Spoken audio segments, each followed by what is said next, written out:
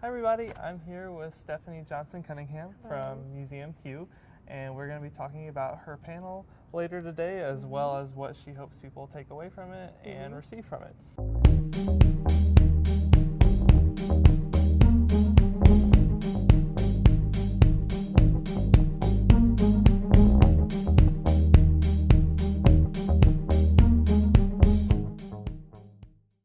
What are the three main takeaways from your talk that you want the audience to walk away thinking about? So number one is definitely to utilize museums as an educational resource for students. Two, knowing that students and young people can be given the tools to be historians themselves and history makers.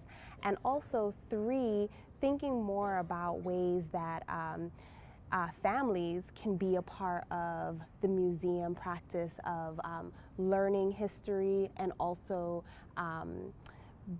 including their own family history into the narrative as well. That's awesome. Number two, if you were preparing classroom materials to go along with your talk, what would you include in terms of historical events, primary, secondary sources, activities, and desired learning outcomes? I think one of the first things that I think about as like a really monumental moment, historical moment in my own life is the election of President Barack Obama, and think about what that means, the country coming together, but also would remind children and families the importance of history being made every single day. So not thinking about an historical event as something that happened years ago, but knowing that history is constantly being made as well. An activity that I love is creating a memory box, especially right now with the world going so digital.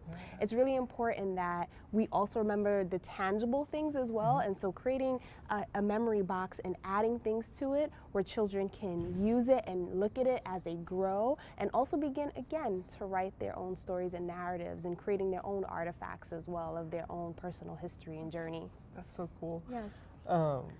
Number three, how would you position this talk within the field of like public history, digital history, fill in the blank with whatever history you want to interact with? So like kind of what conversations are you having with the field as far as who are you influenced by and building on, who you're refuting, what impact do you hope this will have on the field? Well, the writer Chimamanda Ngozi Adichie is someone that I really admire. She talks about the problem with the single story narrative. So it's really important to have different perspectives based on people's different experiences in life too, when we think about history and when we think about teaching the history too, and being very honest and saying, you know, this perspective comes from who and what is your perspective and what was going on during that time as well. Okay. Number four, how would you frame this presentation, or how will you frame this presentation and the work behind it for a public audience? What public audience do you, if you could choose one, would you want to present this work to? Definitely, I would present it to teachers and parents. Because we know that they are the first places where children learn. And so if we are able to have teachers and parents subscribe to utilizing museums as an educational resource, we'll have a whole field of, you know, young people just clamming to get to become like a historian, art historian, archaeologist as well. So yeah. Cool. Last question. How do your processes or methods change if you're positioning your work in academic history versus public and digital history? Yeah, I think for me, I try to make these different processes remain the same to allow for the language to be understood by the general public.